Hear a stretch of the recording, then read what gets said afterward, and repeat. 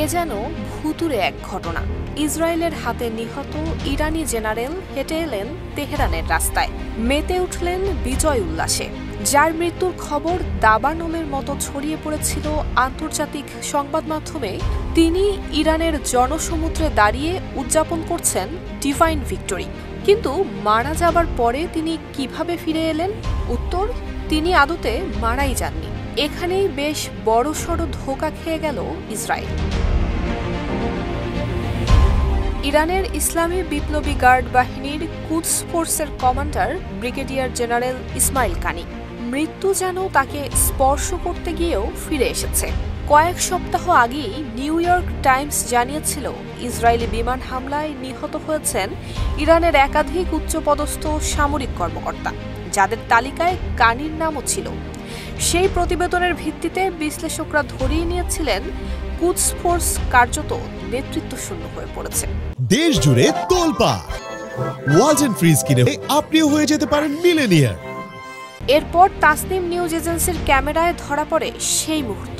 কালো টুপি, কালো পোশাকে হেঁটে আসছেন কানি, চারপাশে মানুষের উষ্ণ অভ্যর্থনা।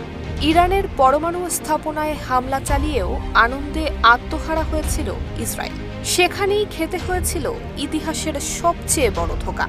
মার্কিন ভিত্তিক নামকরা পর্যবেক্ষক সংস্থাগুলো দাবি করছে, ইরান তাদের কিছু পারমাণবিক উপকরণ গোপনেই সরিয়ে ফেলেছে এবং সেগুলো এমন স্থানে সরিয়ে নেওয়া হয়েছে যেখানে তা ধ্বংস করা আরও কঠিন। ইরানের ইসলামী বিপ্লবী গার্ড বাহিনীর এক শীর্ষ কর্মকর্তা জানান, ইসরায়েলি হামলার আশঙ্কায় গুরুত্বপূর্ণ পারমাণবিক উপকরণ নিরাপদ স্থানে সরিয়ে ফেলা হয়েছে, যাতে সেগুলো ধ্বংসের হাত থেকে রক্ষা পায়। গত 13 জুন থেকে ইসরায়েল একের পর এক হামলা চালিয়েছে ইরানে। লক্ষ্যবস্তু ছিল সামরিক ঘাঁটি, পারমাণবিক স্থাপনা এবং গোয়েন্দা কেন্দ্র। পাল্টা জবাবে ইরান চালিয়েছে ড্রোন এবং ক্ষেপণাস্ত্র হামলা।